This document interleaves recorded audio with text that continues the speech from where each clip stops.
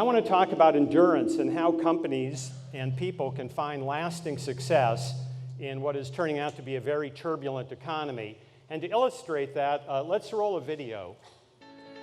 Well, now Jimmy Lee was hooking round the far turn of a funky southern on a dirt track. He had mud caked on his goggles and a screaming 350 stacked upon his back. Well, as he passed the stands, he's feeling all tuckered out. When through the roar of his engine, he heard somebody shout, "Stand on it, come on, boy, stand on it." Now Mary Beth started to drift, she hit the ship, but she just couldn't get a hand on it. She's racing Red Hills, boss, she had the deed to the ranch and a grand on it. With 8 grand blowing hot on the red line, she flew past a hitchhiker out on Route 39. He hollered, "Stand on it, go ahead, baby, stand on it." Well, now when in doubt and you can't figure it out, just stand on it. Stand on it. Well, if your mind's confused, you don't know what you're gonna do, then buddy, stand on it. Stand on it. Well, if you've lost control of the situation at hand, grab a girl, go see a rockabilly band and stand on it. Come on, man, stand on it. Stand on it now.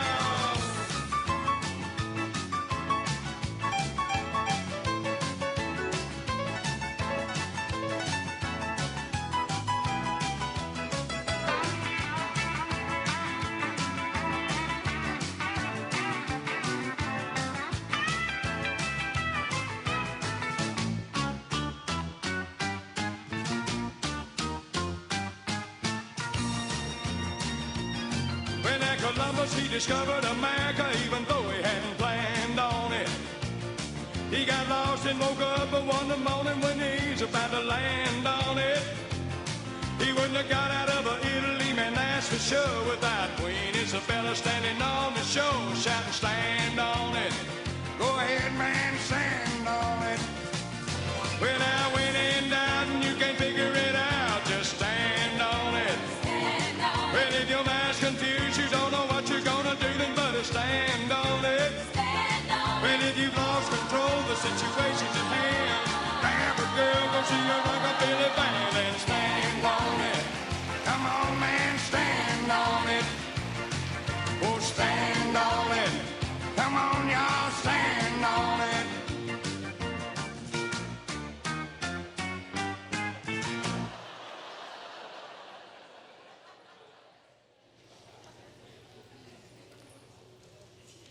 Well, let's look at that race. Dave Waddell's killer kick. But let's take a closer look.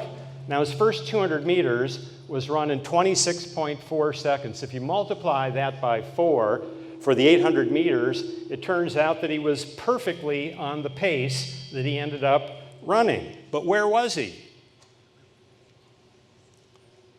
16 meters behind. So far behind, he's all by himself.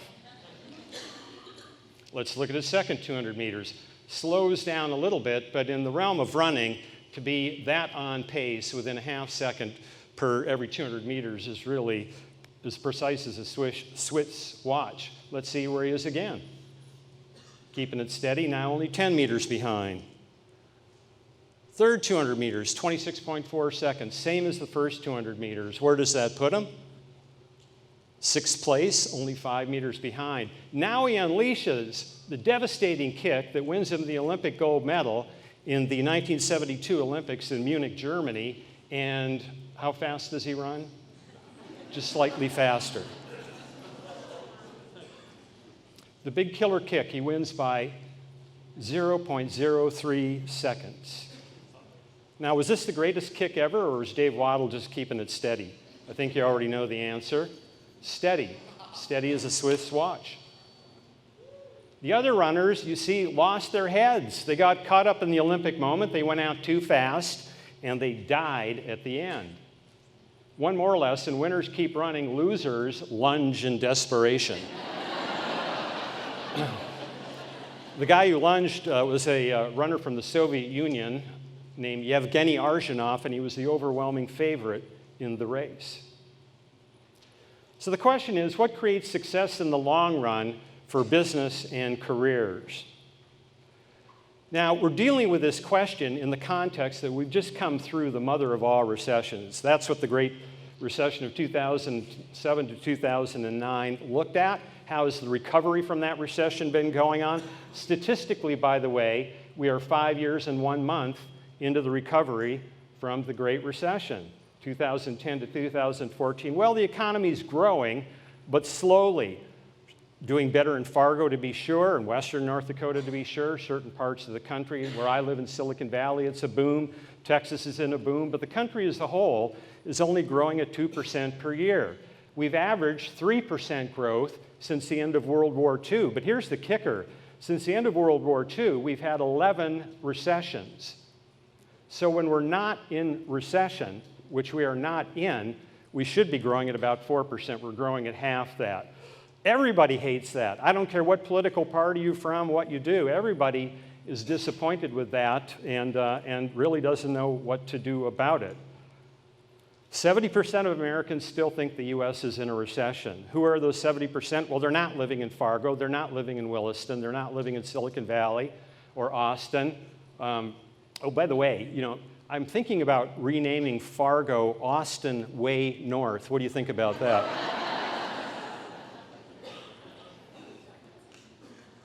Here's what the Great Recession was really all about. It was a great sorter. It sorted the wheat from the chaff. It's created winners, it's created losers, and maybe dangerously for the country, there's not much in between, but that's the fact that we're dealing with today. So what are the leaders doing? What are the 30% who are happy about the economy, that are working for good companies, that have good careers? What are they doing differently from the 70% who are the stragglers? This is what I set out to find out. Now, why listen to me? Well, I was Bismarck, born and raised. You heard that. Bismarck High, Bismarck Junior College. That's me with the Bob Dylan hair up front.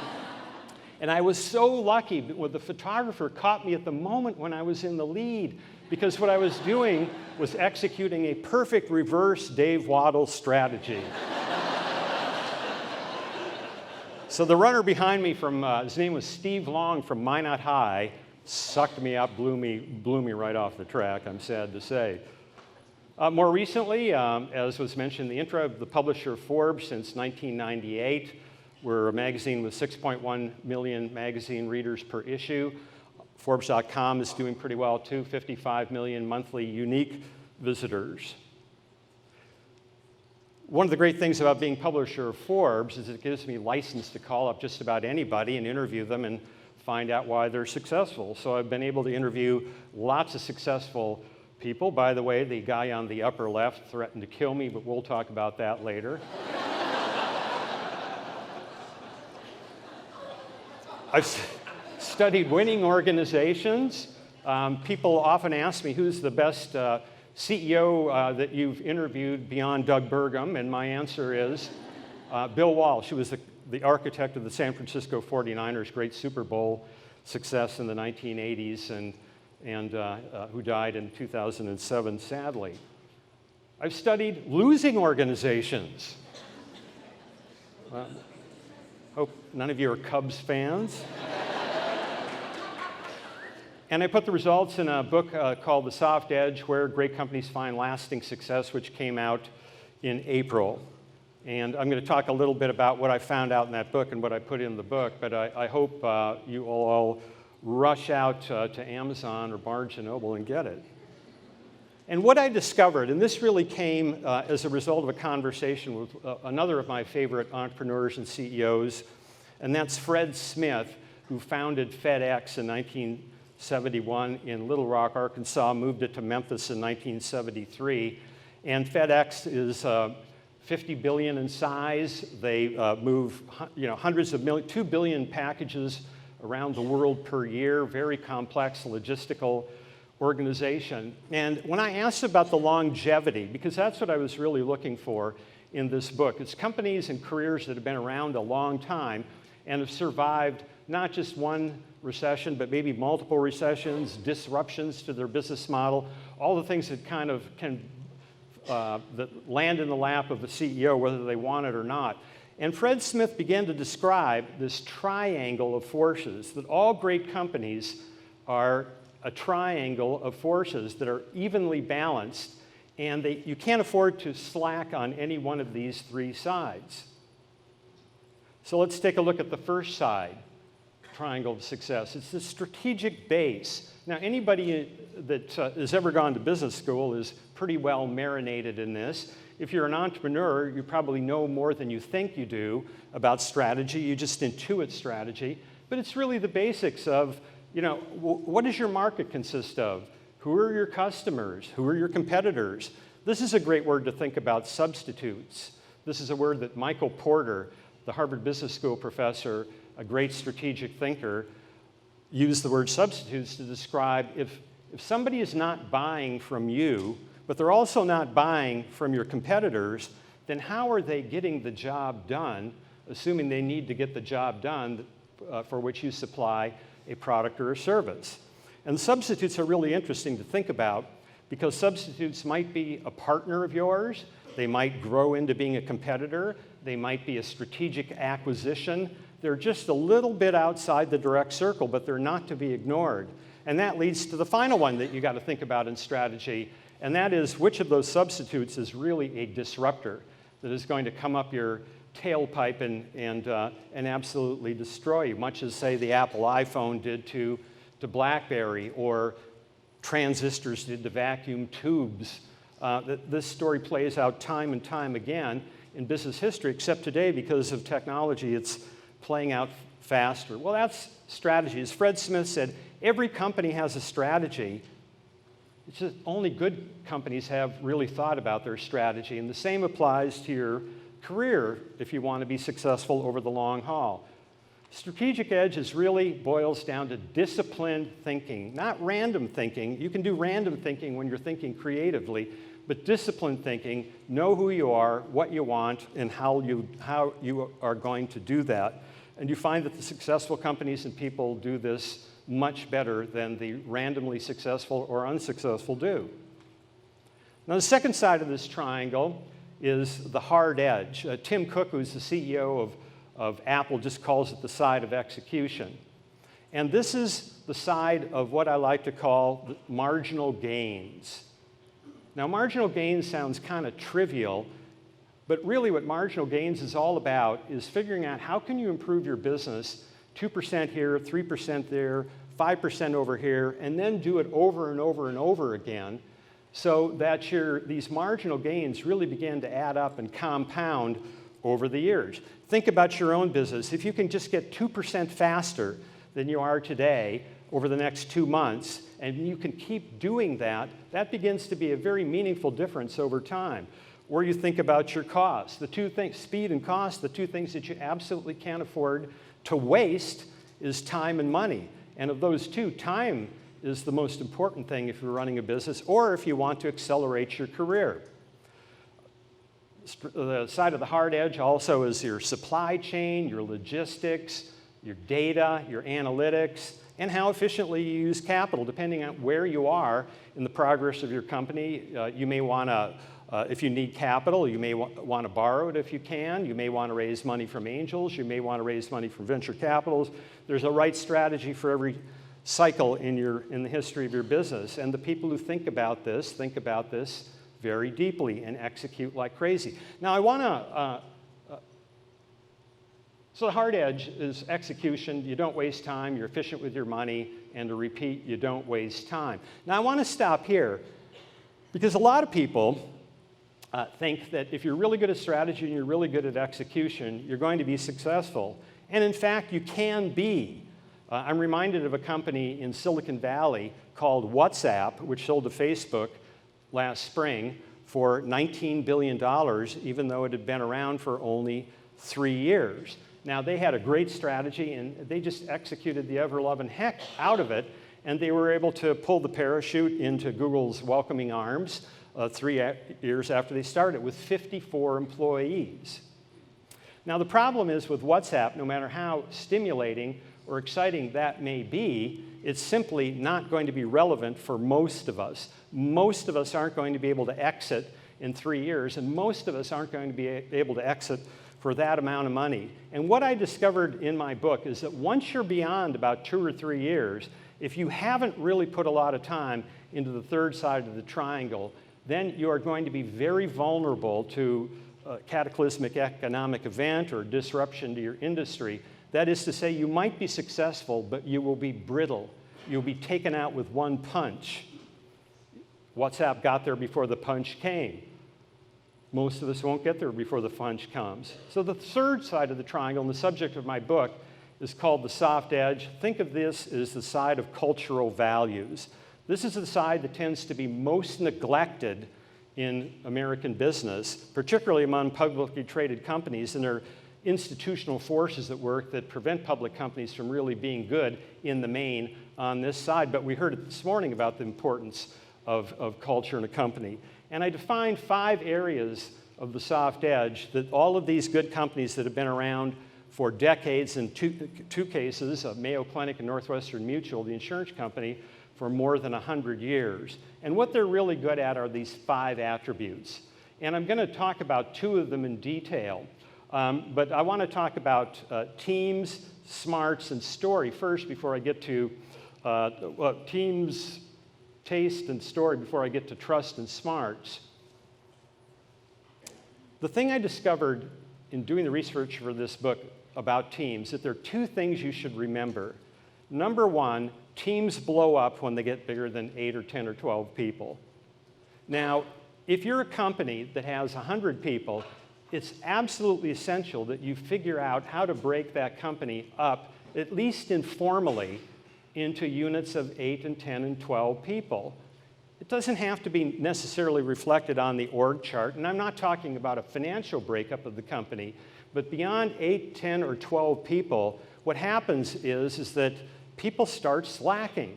People don't jump in to make up for any shortfalls with their teammates. Accountability starts going out the window. It goes out at a shockingly low number. 8 to 10 to 12 people is the optimum size. Jeff Bezos of Amazon calls it the 2 pizza rule. If it takes more than 2 pizzas to feed the team is too big. Taste is the word Steve Jobs always used when asked to describe Apple's products, and he would also use the lack of taste to describe his competitors. He would say, fill in the blank, the problem with that company is that they have no taste. Now, when you look at an Apple product, I think you all know what he meant by that. There's something that's really deeply appealing, at least to my sensibility, deeply appealing about Apple products. And you think about all products for which you feel that way. It might be a Harley-Davidson motorcycle. It could be any number of things like that that make you feel really excited about that product. Well, what if you're in a service business? What if you're a lawyer? What if you're an accountant? What if you're a consultant, something like that? What does taste mean there? What it really boils down to is, can you appeal simultaneously to people's intellectual side and their emotional side? Because if all you're doing is appealing to people's intellectual side, your would-be customers are going to delay the purchase. You've appealed to them in a way that guarantees they're going to want more information. You've so overloaded them with information, ironically, they're going to want more, and then they're going to be very, very competitive in comparing your specs with somebody else's specs. On the other hand, if all you do is appeal to people's emotions, you'll be seen as a manipulator very, very soon. Now, I want to just talk quickly about, I'm going to talk about smarts just as organizational learning, why this is so important.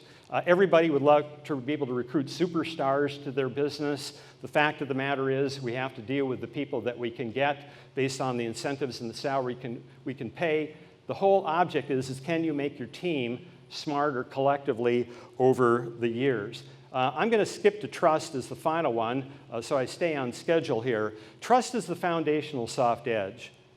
Trust means, are you trusted by your employees, and are you trusted on the outside world by your customers and shareholders? Every business is going to make a mistake, and sometimes the mistake can be really severe. At that point, if you have built up a reservoir of trust, you will get grace from your customers and shareholders. If you haven't, you're in trouble. Now I want to talk about one personal story, or one story of a guy, another person's personal story, and end there. It was a story of a person who was doing a job that I just couldn't conceive doing. I tried to think of the absolute hardest white-collar job in the world. There are plenty of bad, hard, blue-collar jobs, dangerous jobs, smelly jobs, reality TV show jobs. What would be the hardest white-collar job? I thought of it as it would be selling insurance for a commission. People do it. I just couldn't do it.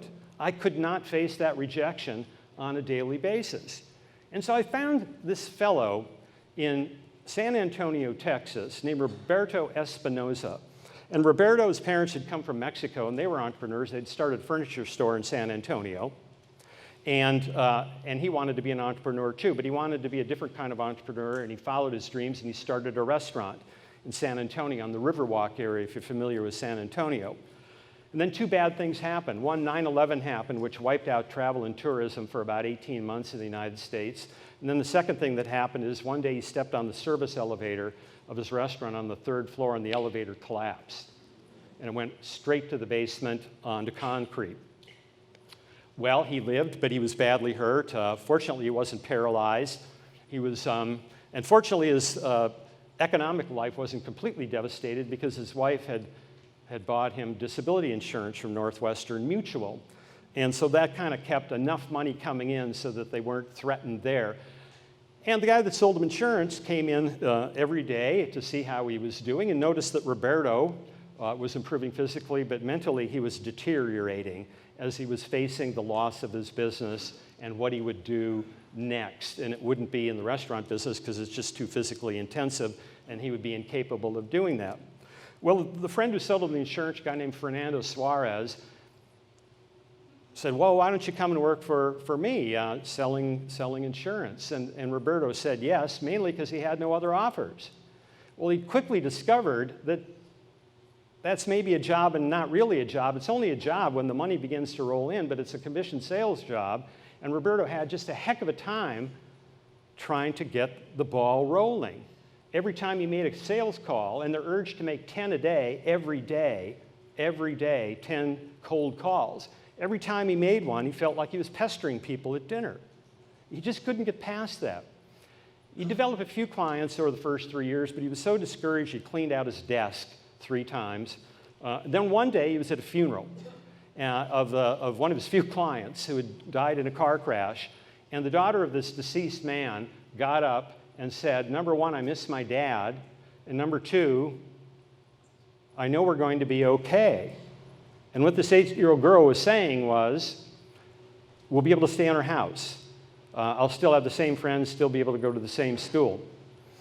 As I was talking to Roberto said in the space of 5 seconds, his whole life changed, because suddenly he began to have a noble purpose for his career. You see, suddenly when he was making these cold calls, which is very hard to do, suddenly he was happy to make them because there would be some 8-year-old girl in the future whose life wouldn't be completely wrecked if the unthinkable happened to her father or mother. He said in the space of 5 seconds, his productivity went up 5-fold, and now he's one of the stars of the company in the state of Texas. That's transformational gains. Marginal gains on the hard edge, transformational gains on the soft edge. It's putting purpose into practice. Without purpose, you're going to hold back, as Roberto held back. Parting thought in everything you do, invest in purpose, don't consume. Thanks you for listening very much, and I hope you buy my book.